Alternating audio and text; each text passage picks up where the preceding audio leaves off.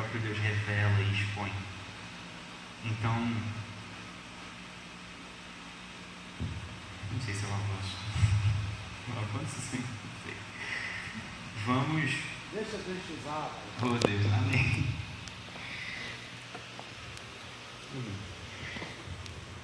Pastor, abre para mim enquanto eu olho no banheiro. Feche seus olhos, vamos orar um pouquinho. Tira o dedo. Espírito Santo, eu oro nessa manhã pedindo que o Senhor exponha para nós. Espírito Santo, você que conhece a profundeza do nosso coração, eu peço, por favor, sonde os nossos corações nessa manhã e nos mostre quais são os nossos ídolos e os nossos desejos que nós temos colocados acima do Senhor. Eu peço que o Senhor realmente nos confronte, porque a sua palavra, ela vem para nos confrontar. Ela não vem simplesmente para passar a mão na nossa cabeça e dizer que está tudo bem, ela vem para confrontar. Amém. Então, Senhor, que nós estejamos sensíveis, de olhos e ouvidos abertos e coração disponível a sermos confrontados pela sua palavra. Fala com a gente, Senhor, e nos expõe os ídolos do nosso coração, em nome de Jesus. Amém. Davi ansiava por comunhão com Deus. O clamor dele por uma coisa era a priorização do seu relacionamento acima de tudo. O problema não está em desejar outras coisas. Nem todo mundo está bem com isso? Todo mundo entendeu? Não está. Zero problema desejar outras coisas. Desde que essas outras coisas estejam abaixo de Deus. Estejam abaixo de buscar e desejar o Senhor. Davi entendia que se essa coisa ela fosse buscada, se essa única coisa de Salmos 27 fosse buscada, todas as outras coisas se ajeitariam. A palavra não vai dizer isso? Buscai, pois, o reino de Deus e a sua justiça, e as demais coisas vos serão acrescentadas. Davi entendia isso. Lá no Antigo Testamento, Davi entendia isso. Que ele só precisava disso. E todo o resto seria acrescentado. Todas as outras coisas seriam arranjadas. Tudo que ele colocasse a mão prosperaria. Mas da mesma forma, o contrário é verdade. Se essa coisa não é buscada, a nossa vida ela é afetada negativamente. Porque, de novo, nós temos ídolos. Nós temos desejos e nós temos prioridades maiores do que Cristo. E aí a nossa vida ela começa a desandar. A nossa vida, a nossa obra, o nosso ministério, a nossa profissão, o nosso estudo, tudo começa a desandar. Então eu quero te convidar a se questionar. Nas áreas que as coisas não estão andando muito bem, se pergunte: Senhor, existe algum ídolo nessa área? Existe algo que está nessa área que não é o Senhor? Porque se houver, isso praticamente explica por que essa área não está boa. Vamos falar de trabalho. Se o seu trabalho não está bem, se as coisas não estão andando muito bem, independente do sentido, pergunte para o Senhor: Senhor, por que o meu trabalho não está bom? Por que as coisas não estão andando? E aí, talvez Ele te revele um ídolo. Talvez você esteja muito preocupado só com o seu salário. Talvez você esteja muito preocupado só em conseguir algo melhor. Ou então não. Ou então seu trabalho não é um ídolo. Graças a Deus por isso. E o problema que você está enfrentando é para trazer crescimento. Foi o Senhor que colocou esse problema na sua vida. Isso incomoda alguém? Dizer que Deus colocou problema na sua vida? Tem certeza? Então eu vou dizer, isso me incomoda. Isso me incomoda. Dizer que Deus colocou um problema na minha vida. Como assim? Que Deus é esse? Que Deus é esse que está colocando um problema na minha vida? Não faz sentido. Esse não é o Deus, não é o meu Deus. Esse não é o Deus que eu conheço. Ai, doido. Ai, o que a irmã falou é muito verdade. O que a gente fala primeiro bate na gente. Principalmente o que a gente vai falar. Então a gente vai falar, o negócio já bateu antes de sair da nossa boca. Eu sinto muito te dizer, mas se o Evangelho e a teologia ela confronta algo da sua vida, você tem um ídolo. Eu sinto muito dizer isso, mas eu percebi que eu tinha muitos ídolos, porque eu encontrei a palavra e essa palavra, ela me destruiu, no bom sentido da coisa, tá? Por favor, entenda. Mas ela me confrontou de diversas formas. Ela falou que a minha preguiça não era uma coisa boa. Pecado, inclusive, né? Mas, ok. A teologia, ela me feriu e expôs os meus ídolos. Então, a minha oração é que a palavra, de fato, confronte as nossas vidas. Jesus, ali... Eu esqueci o livro, eu só sei que é capítulo 6, mas no auge do sucesso positivo da carreira dele, ali nos 3 anos que ele viveu fazendo milagres e tal, teve um tempo em que as multidões iam para cima dele. Amém? Todo mundo sabe dessa parte da história?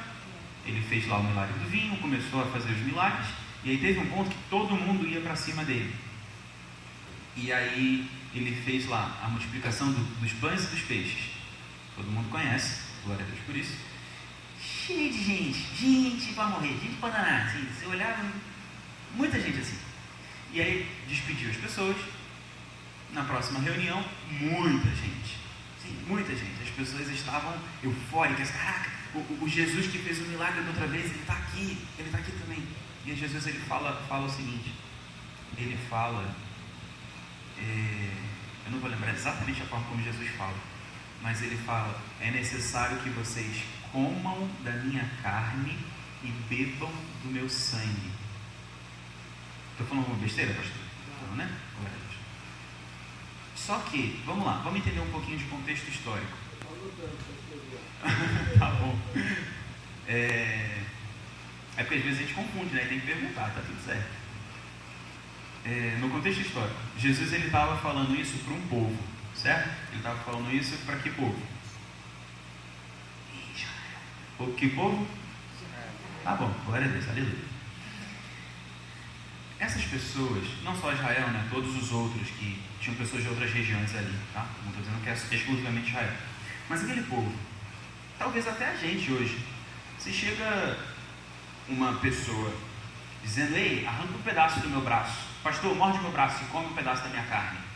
Calma aí, deixa eu rasgar minha perna aqui, eu vou encher um copo com meu sangue e dar para a irmã beber. Isso é o quê? É no mínimo escandaloso, assustador. E tem algo no nosso vocabulário hoje que descreve isso, e é canibalismo. Todo mundo sabe o que é canibalismo? Tá bom. É uma prática muito agressiva, né? Uma prática muito grotesca. E quando as pessoas ouvem o Senhor falando isso, como assim comer a carne dele, beber o sangue dele? As pessoas fazem o quê? Não, isso eu não quero. Não. Eu quero pão, eu quero peixe. Eu quero milagre, eu quero minha doença curada. Agora, comer da carne dele? Como assim comer da carne? Beber do sangue dele? Não faz sentido. Por quê? Porque Jesus, naquele momento, estava confrontando as pessoas.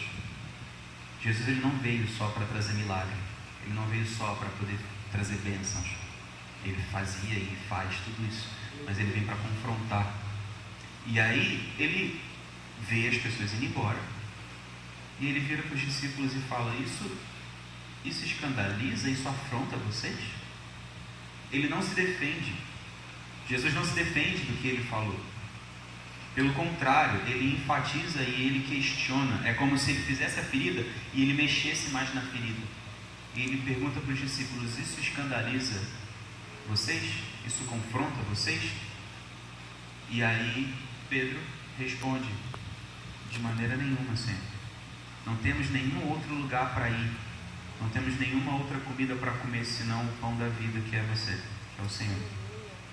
Então, que a palavra confronte a gente, que a gente se permita ser confrontado pela palavra, que a gente se permita ser transformado. A renovação de mente, ela acontece nesse lugar. Eu não tenho como renovar minha mente se eu mudar algumas coisas, se eu entender que existem coisas que não estão certas. E está tudo bem, gente, está tudo bem estar errado. tá? A gente não sabe de tudo. É obviamente que quase todos vocês sabem muito mais do que eu, porque a maioria aqui é mais velha do que eu, então a questão óbvia que vocês sabem muito mais do que eu. Mas eu tenho certeza que nem mesmo a pessoa mais velha desse grupo sabe tudo, com toda certeza, sabe? É sobre isso, não é sobre ser melhor, pior, saber mais, saber menos, é sobre entender que a gente não sabe tudo e está tudo bem. Existe um lugar que responde tudo, existe um lugar onde tem todo o conhecimento. E melhor do que isso, existe uma pessoa que conhece todos os segredos que estão escritos aqui e ela pode revelar para a gente. E olha que coisa boa, ela está dentro de cada um de nós. O Espírito Santo, ele revela tudo que está escrito aqui. Então que a gente se permita mesmo. Rapaz, eu dei outra volta. Amém. Seguindo. Oh, meu Deus, a hora. Nesse Salmos 27, é um dos meus salmos favoritos, é meu talvez segundo, eu gosto do 23 também. Mas, Davi, eu quero que uma pessoa abra em Salmos 27 e outra abra em João 17, por favor. É um versículo só de cada, tá? Salmos. Quem pode abrir em Salmos 27? O irmãozinho lá atrás? Desculpa, irmão. Tudo bem? Tá. E Salmos e João 17. Quem pode abrir? Eu esqueci seu nome, mas desculpa. Como? Dione. Tá. Eu sou bom de gravar rosto, agora nome, Senhor da glória. Tem misericórdia. Alguém pode, o irmãozinho lá, lê pra mim, por favor, mano. Salmos. Você foi Salmos, né? 27, versículo 4.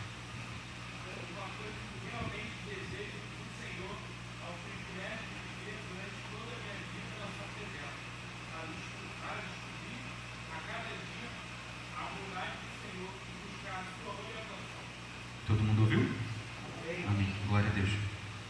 Irmã Johnny, pode ler o João 17, versículo 24. Esqueci de falar, perdão. Pai, quero que os que me deste estejam comigo, aonde eu estou, e vejam a minha glória, a glória que me deste, porque me amaste antes da criação do mundo. Alguém percebe alguma semelhança entre os dois versículos? Não? Tá bom, não tem problema. Vamos repetir esses versículos, eu vou ler, e aí agora a gente vai dividir eles em pedaços, para a gente poder visualizar eles de forma melhor. Davi, eu não vou poder explicar isso por conta do tempo, mas Davi, ele foi, se não a maior, mas uma das maiores sombras de Jesus. Quando eu falo sombra, só para explicar para pessoas que não podem entender, quando a gente vê a nossa sombra no chão, a nossa sombra, ela tem exatamente a nossa forma, certo? Tem como a minha sombra ter chifre? Não, eu sou um boi, não tenho chifre, graças a Deus por isso, né? Tem como agora a minha sombra aqui entre as minhas pernas ter uma saia? Não estou de saia, estou de calça. Então sombra é aquilo que reflete o objeto, certo? Amém. E reflete de forma exata, reflete da melhor forma possível. Davi, ele refletia Jesus de diversas formas. E aí eu digo que ele é uma das, se não a maior, porque a gente tem outras sombras. A gente tem Adão, tem o primeiro Adão, Jesus ele é o segundo Adão, a gente tem o próprio Isaac que se sacrificou, ele é a representação do Cordeiro, temos vários. Mas Davi, ele é especial. E aí pode ser tópico de uma outra conversa, se aprover o Senhor, em nome de Jesus, glória a Deus. Mas nessa oração, gente, entende, isso aqui é Salmos, tá? Davi, muito tempo antes de Jesus existir na terra, certo? Todo mundo bem com isso? Muitas centenas de anos, não sei, talvez alguns milênios, não lembro agora, mas no mínimo muitas centenas de anos de distância cronológica e temporal, separando esses dois pontos na história.